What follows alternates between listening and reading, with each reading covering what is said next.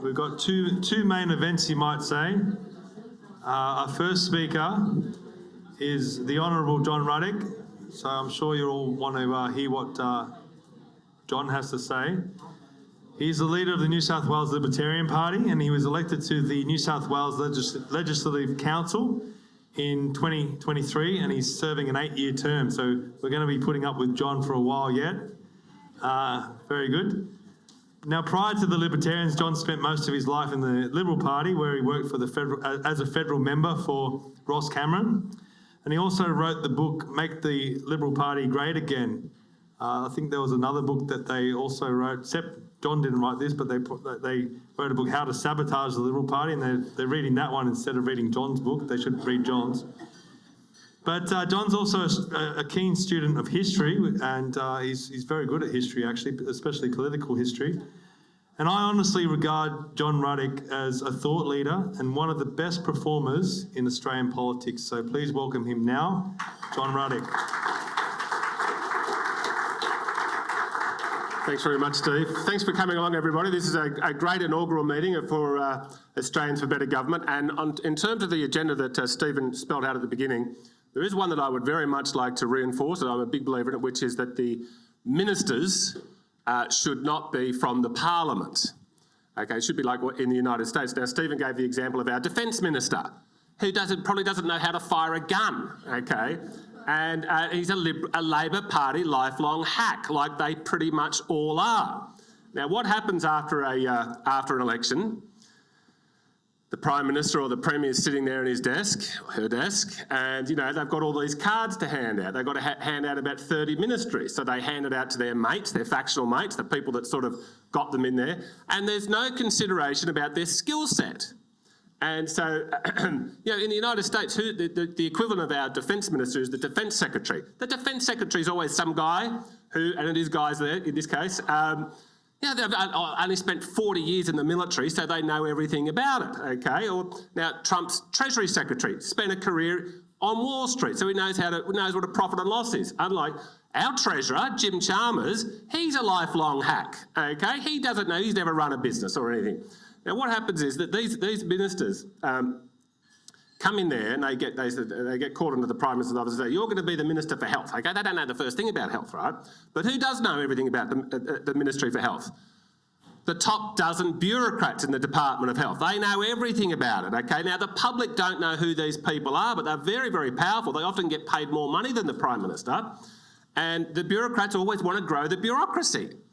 And the minister comes in and the bureaucrats are oh so deferential to the new minister. Yes, minister, yes, yeah, and they treat them like they're the big decision maker. But these top bureaucrats have spent their whole life learning how to manipulate the minister. The bureaucrats are running the government. It shouldn't be that case. The minister officially has the power. But so that is something. Now, a couple other little things I would agree about with in terms of I would like to propose for the Australians for Better Government is I do very strongly believe an important civic reform in this country is that we should have compulsory voting in our elections. Australia is one of the few countries that we coerce, the state coerces people to vote. Now they don't, and there's not many sort of Western countries that have, I think Australia might be about the only one where we compel people to vote under the threat of a fine. Now, what that does is, the US and the UK are pretty similar to Australia. I know there's differences, but they're similar. They have roughly, it depends upon the election, but they roughly have about sort of somewhere between 65 and 70% of people on election day say, yeah, I care about who wins this election, I'm going to go and vote. But 25%, 30% do not. Who are those 25 to 30%? In many cases, they'll be young people who are just totally not interested. And that's fine. That's their democratic right to be not interested in politics. There will also be a category of people who say, I hate the lot of them. I'm very political. I hate them all. There's not one I want to vote for. That is also a democratic decision to make, which people should be free to do. Now, what's happening at the moment, what the worst thing about compulsory voting is if you've got this let's say it's 30% of people would not have voted 3 weeks ago if we didn't force them to vote. These people, but since we force them into vote, and they've got to vote, so they do pay a tiny bit of attention just in the week before the election. And how do they vote? They don't care about the policies. They don't understand the policies. You want to talk to them about a franking credit or unrealised capital gains or net zero? They don't know what it means, and that's okay. They might be interested in bookkeeping or, bird watching or whatever, science. There's a whole lot of other things to spend your life on. And so, we force these people to vote. Now, what they are going to do is, these really apolitical people, they're going to vote Liberal or Labor. It's the only two they've ever heard of. And they're usually going to vote for who looks nice, who do I like. They're not caring about policies. Now, look, Anthony Albanese was very unpopular. He's still unpopular. The polls said Australia wanted a change of government over the last 12 months. But then when we got into the final ring, the final stretch, and they say, well, they don't like Albo, but then it was a two-horse race. Well, it's either Albo or Peter Dutton. But Peter Dutton, I've never met him. I know a lot of people who do know him well. They tell me he's a good bloke. I'm sure he is. He was very weak in that campaign. And rightly or wrongly, he's just not popular. So people said, okay, no, we'll vote for better the devil you know. That's basically what happened. Okay. Now, the macro picture is that Australia is still a fantastic country. We are really so lucky to be Australians. We're the only country in world history where we've got a whole continent to ourselves. It's been a very peaceful and prosperous country for most of our history. We generally get along very well with our neighbours. Now, I know the Japanese bombed us a few generations ago, but besides that, it's been peaceful and prosperous. Probably too prosperous. We haven't had to care about our politics. And so we're like the little frog in the hot water. It's getting hotter and hotter. We're not noticing how big the government is, how tyrannical the government's getting. And Albanese says that, I had a high rate of employment growth in his first term. 87% of them were public servants, okay? Now, there's lots of good public servants out there, okay? Lots of bad ones too. But look, the truth is a public servant is basically a parasite, okay? And I'm not being facetious. They're not making wealth. The government is taking wealth off productive people and giving it to the public servants. We should be reducing the amount of public servants, and Albanese thinks that he's got a strong economy and strong employment because he's given away 87 jobs, just made them up, and he's actually taken money away from the productive private sector. So that's all bad. But look, I think, great countries can fall over. Argentina was very rich, 60 years ago. And now it's making a comeback now, but it really went to hell. And look, Australia is on the road to the old Argentina. So how do we turn it around? I'd like to put forward two proposals, which would be parallel proposals. There'll be people in this room who want to move forward on one, people who want to move forward on the other one. Now, I call the first one the Nigel Farage option. Okay. Now, what Nigel Farage did is, a lot of people have been telling him for many years he should join the Conservative Party. He said, I will never join the Conservative Party. I don't trust them. They're not good. And look at them now. They're coming in fourth place, the Conservatives in the UK. Nigel Farage is coming first. But this was not an overnight success. Poor old Nigel Farage has been battling away since the early 1990s when he was a young guy.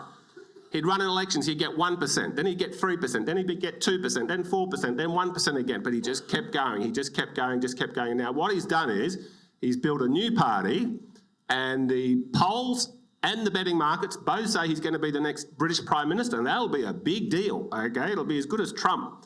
Now, unfortunately, we've got about 4 years till the next British election, which is a problem. But look, he's a great man, and how he did it was starting a new party, and through popularity and through conviction, good policies, he's now starting to get ahead. So that is one option for Australia. Now, we have, in this country, we have about 6 parties, minor parties on the right, who have at least one member of parliament somewhere, a state or a federal member of parliament. So there's sort of 6 in contention, but it's obviously a problem having 6, okay? Because we tell look, we get along with One Nation, we get along with the trumpet people, the shooters people, the Christians people, the others, we like them. They like us, we all get along, everyone generally gets along, except for Clive and Pauline, they don't get along. But on the left side of Australian politics, we have the Labor Party, and then we have a 10% party called the Greens. So on their minor left, there's really only one party. Now, there's a couple other little ones, but the Greens is everything, and they're getting consistently about 10 to 11% of the vote. It capped out about 10 years ago. They got to about 10%. It hasn't grown, but it hasn't declined. Now, what does that 10% give the Greens? There's 76 senators in Canberra. You can't get a law passed without it going through the House of Representatives and then through the Senate. And out of those 76 senators, there are 12 Greens. Enormous amount of power, enormous amount of power. And guess what? If you add up all the votes of the minor right, we get the same amount of votes.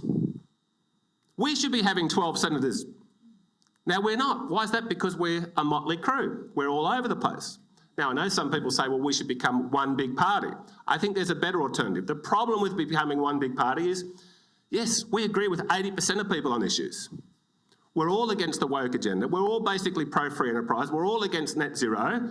Look, Jared Ruddick, who I really like, okay, he hates Bitcoin. Libertarians love Bitcoin. Jared Ruddick loves tariffs. Libertarians don't like tariffs. And others are sort of somewhere in between. So we do have our differences. So how can we...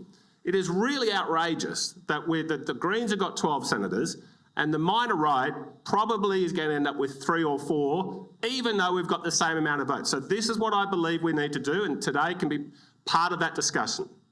What we should do in each of the 6 states, about 6 months before the next federal election, we should call a meeting in the Sydney Town Hall, Adelaide Town Hall, Perth Town Hall, Brisbane Town Hall, Hobart Town Hall, Melbourne Town Hall. And we should invite every person who's a member of a minor right party, which would be many people in this room. And then let's say there's 6 participating parties, and they would say, well, look, we've got a federal election coming up. We want to combine our vote for the Senate. We want to get our senators elected. The best way to do that is every candidate puts forward who they want to be their Senate candidate. And then it can be like a Liberal or Labor Party pre-selection. They get up for 10 minutes. And they make the case. There might be 2,000 people in the Sydney Town Hall. And they say, look, vote for me. Might be Craig Kelly as the Libertarian candidate. He said, vote for me because I believe in ABC and I don't believe in X, Y and Z. And then the One Nation person can get up there and make a similar pitch. So we hear these pitches from the best Senate candidate for the various minor right parties. And then at the end of it, everyone in that room has a vote. Now, we all want to win. More importantly, now there will be some people in that room who will say, well, I'm a member of One Nation and I'm only going to vote for whoever the One Nation candidate is, regardless of how good or bad they are. There will be some people who think like that. But I know the minor right members pretty well. And I would say people are going to say, look, I might be a member of, say, the Libertarian Party, but gee, this Trumpet of Patriots candidate was fantastic and that's the one that can help us win. That's what I believe that democracy, no system is perfect, but it will be more likely to give us a candidate that has, A, got the right policies, and B, very important in politics, popularity. So then everyone has a vote. Now then let's say whoever comes first is the top of a joint ticket. So that might be the Libertarian candidate, might be Robert Cribb, might be our lead Senate candidate, and he might win the pre-selection. So then there'd be a Libertarian first. Now whoever's come second might be One Nation, we'll put them second. Put the Trumpet of Patriots third, who just in the order. So would it be a coalition ticket of 6 parties? And we do that in every state. Now, in some states it might be One Nation who's the top of the ticket, because only the top of the ticket's going to win at this stage. But with that, after 2 election cycles, we can have 12 senators. We can be the same as the Greens. Karen's got a question, a very enthusiastic question. Hit us. John, like you've already tried to do this, and you did it to a minor degree. Yes. Okay. To the table, because One Nation will say they've got the bigger lion's share of the vote. What's in it for them? Okay. Well, so you are right. In the lead up to the last election, our executives of the Heart Party, very good people, and the Jared Ruddick Party people in New South Wales agreed that we'd have a joint ticket because we all liked Craig Kelly and he was the leader of the ticket. But there was no member Democratic vote. One of the advantages of having a big Democratic vote is that we can live stream it. Might put it on Sky News, but it'll generate a lot of interest. Some candidates might get up and say some colourful things. That's good. Okay, the best candidate will win. But that was just a little a trial run. Okay, now in terms of One Nation, well, look, they are the largest party on the minor right. But I mean, look, they've only got 1 senator at the moment. Okay, now Malcolm will probably get re-elected, but they may only end up with 2. They could have more under this system. But if any party does not, if all the parties want to participate, but some of the parties, 1 or 2 of them said, no, we don't want to participate, well, I say we still invite their members. So let's say One Nation says, no, we're not going to participate. We say, okay, no, well, you can't stop your members coming along to the town hall and voting. So that's how I think we do it, because it's too important. It's just too important that we are you know, we're seeing the country go badly, and this is what I call the Nigel Farage option, where we don't have unity, but we do have a unified coalition ticket, and it's going to give the parties an incentive to come up with a fantastic candidate so that they can be the top of the ticket. So I think that is something that we should all try to work. Now, you mentioned Trumpet of Patriots. Look, Clive Palmer has said he's over with politics. I think that would be a good thing. He did say a similar thing 3 years ago. He has said it more emphatically this time, but we're dealing with a mercurial personality, so who knows how that's going to unfold. But I think we just go ahead and do it, because I'm sure that the membership of the centre right will say, yeah, or the minor right will say this is a good idea. Okay, so that's option one, and that's what I think, that's the direction. So that means the Libertarians can keep trying to go out there and build their brand and do good things, and so can all the other little parties, and then we can come together with one big ticket, because we tell our voters before elections, we say, look, if you like the Libertarians, please put One Nation and the Trumpets and the Christians and the Shooters and whatever else, please put them before you preference the Liberal Party. And the other parties do the same thing. But so many of our voters, they say, oh, you know, look, I really, really like Clive Palmer, but I don't want Albo to get in, so they'll go 1 Trumpets, then they'll go 2 Liberal, and they might go 3 Libertarian or 4 One Nation. They've just voted for the Liberal Party. That's what they've just done. Okay, so that is the Nigel Farage option. Now, the second option is what I call the Donald Trump option, which is he didn't start a new party, he had a revolution within the existing party. That might be the right option. And how that would work is, look, the Liberal Party, okay, I'll tell you a thing that none of the pundits, you've opened up the Sydney Morning Herald of the Australian recently, there's a million opinion pieces in there about what went wrong with the Liberal Party and how to fix it up. But I'll tell you a little observation which no one's made, it's very true. For the last 2 or 3 generations, if you're in your early 20s and you're really bright and you're really ambitious and you think, I'm going to be the Prime Minister of Australia one day, I'm going to be the Prime Minister, I've got that ambition, like a Malcolm Turnbull or a Tony Abbott or a John Howard, what did they do? They went and got themselves a pre-selection on the beautiful, safe, leafy North Shore of Sydney, or the eastern suburbs. So the talent, the highest talented Liberals went for these seats. Now, then there were seats on the outskirts of Sydney, which were always sort of considered 50-50, like Lindsay, which is Penrith. It's always considered 50-50. So what would the Liberal Party do? What candidates would they run on these outer metropolitan seats that we sometimes, and the Central Coast is another example, sometimes we win, sometimes we lose. They'd put their B graders and C graders out there, right? Because the Malcolm Turnbulls and the Tony Abbotts, they don't want to go and be the candidate for Penrith because they think, well, I'm going to lose my seat at some point, yeah? But if I'm on the beautiful North Shore, I'll never lose my seat. Now what's happened is they've lost their heartland. I don't think it's coming back. And so who's in the party room right now?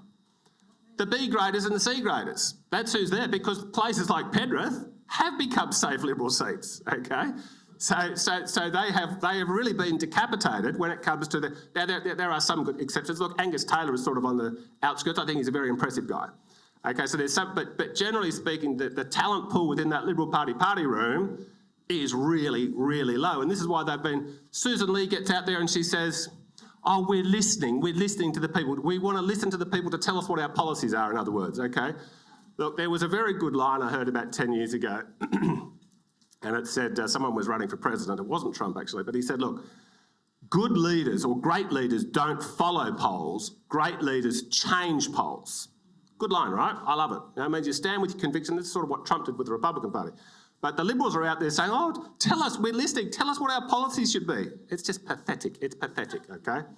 Now, I believe, for those of you, and I was speaking to Darius earlier, and I'm sure there's other people in this room who are still members of the Liberal Party, and we don't discourage you. Oh, well, maybe you should join the Libertarian Party, but if you want to persist with the Liberal Party, I say all the best, sincerely all the best. Now, this is how you can bring about a Trump-style revolution in the Liberal Party.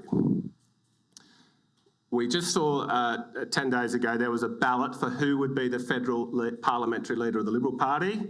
Susan Lee beat Angus Taylor. Who voted in that? About 56 people. The members of Parliament. It's all highly conflicted. People saying, oh, Susan, I'll vote for you if you give me shadow defence, or I'll vote for you if you give me shadow treasurer. That's how these things are done. So we can't... I have a point. Yes, Natalie. Somebody like Catherine Deves, who's actually part of the Liberal Party, once Liberal Party women problem. Yeah. That's what she thinks. We don't have a Liberal Party women problem because they can't even define what a woman is. Yes. Now, Sasha, that was my 3-minute warning. Sorry. 2 minutes. Okay. This is what the Liberal Party... We cannot have a Trump moment at the moment under the current how they select their parliamentary leader. What we need to do is do what the political parties in Canada do. Australia is Canada's political twin. Constitutional monarchy, a federation, a Westminster system, a bicameral system. Not only that, we've got a similar economy, similar population, a similar history. And we all think that the Australian Constitution was a blend of Washington and Westminster. Well, look, Canada did what Australia did, like with federation, in the 1860s. We just copied the Canadians. That's what happened. So it's a very similar situation, except for the Canadian Prime Minister and opposition leader is not voted by the dodgy party room. That they are chosen by a convention of all the party members. So Justin Trudeau, Fidel Castro's son, he resigned on the 6th of January. That's one conspiracy theory I'm sold on. I am sold on that one, right? If there's others out there, I've got an open mind on, but he's Trudeau, Castro's kid. Pretty weird. But he resigned on the 6th of January. The new Canadian Prime Minister... Canada didn't have a Prime Minister for two and a half months, just over 2 months. Why is that? Why do they have to wait 2 months? Because the members of their Liberal Party, which is the name of their party, it's a left, sort of like our Labor Party, but they call themselves Liberal, they had a convention. They had 5 candidates who put their hands up. Mark Carney, who won, wasn't even a member of Parliament at the time. They had TV debates, multiple TV debates. They had a big campaign team. They were going around knocking on doors, join the party so you can vote for this. Now, Mark Carney won. Now, he's bad, right? But look at his CV. Pretty impressive guy. Okay, and the Canadian... So I'm not saying that's good, but I'm just saying this system, this democratic system, results in much higher quality candidates. Now, the Canadian opposition leader, Pierre, can't pronounce his surname, Poulevet, thank you. Now, he's magnificent. He was elected by 700,000 members of the Conservative Party. Do you know how many members of the Liberal Party there are? Well, no one knows, they don't tell you, but it's probably about 20, 25,000 across the whole of Australia. So what we're saying is, if you can have a vote on who your parliamentary leader's going to be, people will say, yeah, I'll join for that. If it's a choice between, do you want Malcolm Turnbull to be the Prime Minister or Tony Abbott? There's a ton of people out there who say, yeah, I'll do anything to stop Malcolm Turnbull being the Prime Minister. Peter Dutton wouldn't have won. Susan Ley certainly wouldn't have won. We'd have high-quality candidates and we could have someone, an outsider like Trump, come in. We have a question at the back. Yes, my question is the amalgamation of right-wing parties sounds like a Well, we weren't talking about an amalgamation. We were talking about a joint coalition ticket. We keep our respective identities. What do you do with that? Oh, well, look, there would be, let's say somebody like with Jared Rennick Jared Rennick candidate, we had the Sydney Town Hall, we have a vote of all the minor right members, the 2,000 people in the room, the Jared Rennick party person gives the best speech, and then, and I would say, well, I'll be absolutely thrilled if a Jared Rennick candidate can win. Now, do I agree with everything? No, because I don't agree with him on foreign investment and other things and tariffs and Bitcoin and other things. But on 80% of things, I agree with Jared Rennick very strongly on the vaccine mandates, all things to do with COVID, woke BS, okay, and, the ABC, many, many, many things. So that would work. But on this Trump option, for people in the Liberal Party, this is how you can turn it around, agitate, and this is what my book was about, Make the Liberal Party Great Again. It talked about in Canada and in the UK, that Boris Johnson, when he became the leader, the party room did not like Boris Johnson. And then the party membership loved him over Brexit. So when they finally let the members vote on should we have Boris Johnson as our leader, 70% of the Tory party members said, yes, we want Boris.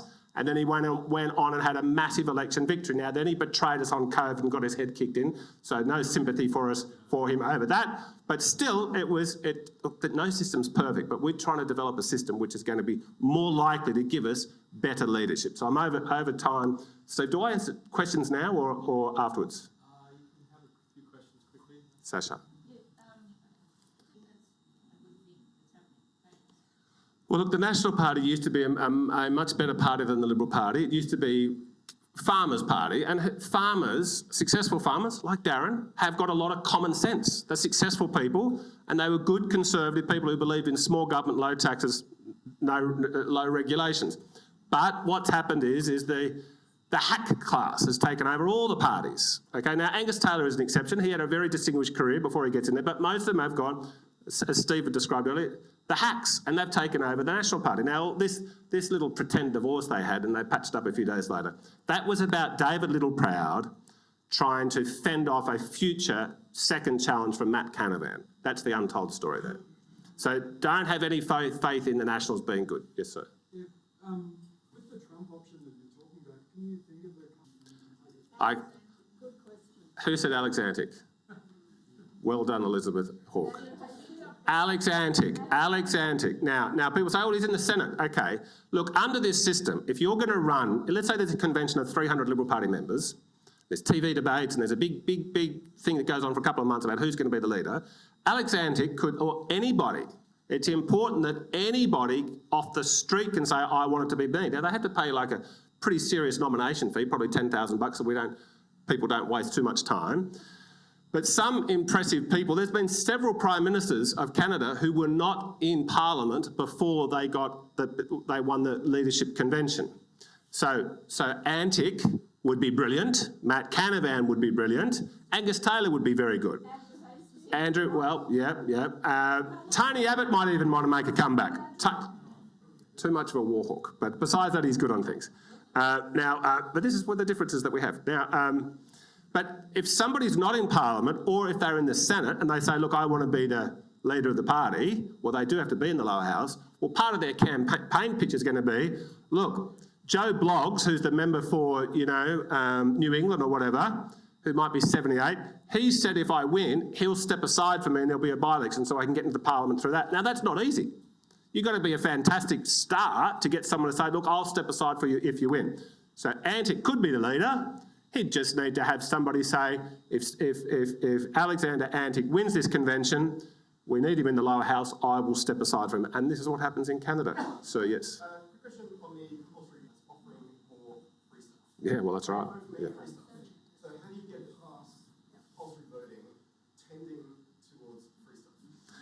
Well, you are right that those people who, the people who we're saying likely would not vote, if we force them to vote, yeah, they will go for who's going to give me free stuff, which is terrible, which is going to send us to the road to old Argentina, which is democratic socialism. But look, this is the problem with democracy in general, okay, that people have been saying that eventually the voters will vote themselves into socialism and socialism will make things collapse. So how do we confront that? Well, it's actually organisations like this, civic organisations that go around there and really try to educate people about these basic principles. But I think that compulsory voluntary voting will knock out a fair bit of the low information voters, which will be a good thing. Look, another thing would be that we should make preferential voting optional. It is in the New South Wales election. No, preferences are good.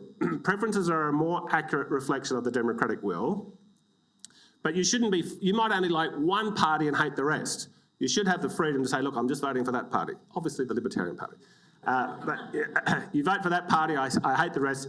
You should have the option to not preference. But at the moment, if you just do that, then your vote is invalid. So that's a little tweak that would be good. Yes, sir. The way I see it is Yeah, good point. right? That's it.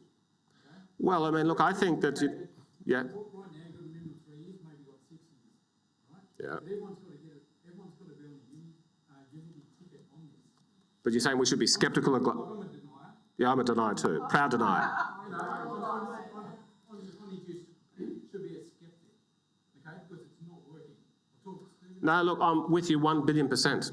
The weak leaders, John Howard and Tony Abbott and Peter Dutton were all, and they're considered to be these right-wing leaders of the Liberal Party, they were all way too smart to believe in the fairy tale of global warming, okay? It's the greatest load of crap there ever was. It's very dangerous, okay? It's $1 trillion. I saw recently that they want to spend $57 trillion on this crap, okay? And it's just all not happening. It's just not true. It's like these fake religions, they keep making predictions for the end of the world. and they never come true. And then the fake cult goes out and sets another deadline, and they just assume that their dumb followers won't notice that there's been a change, and they're right, they don't notice. Okay, we had floods up here on the mid-north coast recently. I don't want to make a political point out of it. 5 people have died.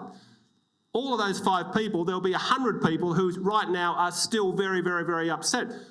But I have to politicise it because the left come out immediately and say, oh, this is because of climate change, climate change.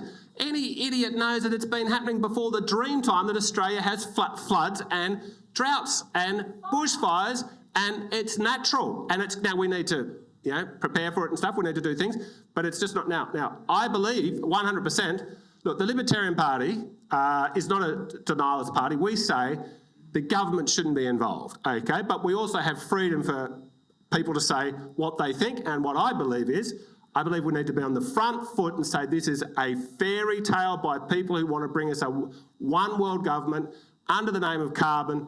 And there's so many people in it who are making themselves so rich while the rest of us have to pay much higher electricity prices. Yes, Claire? I can't remember what the first option was called. What did you call that one? Farage. Each other in constituencies. Well, in the lower house, it's very good when minor party candidates run.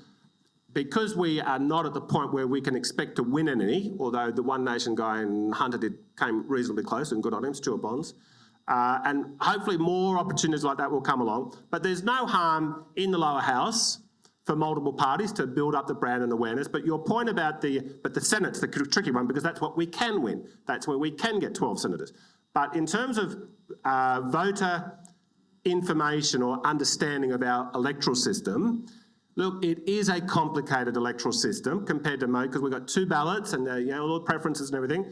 It should be the role of the Australian Electoral Commission to put ads on TV spelling out how it works. It's not that complicated to understand preferences. But yeah, I don't believe they want people to know that, because it does help the 2 major parties. Okay, I'm getting the wind up, but I'll be hanging around, so happy to answer any questions afterwards. Steve, thanks for the opportunity, mate.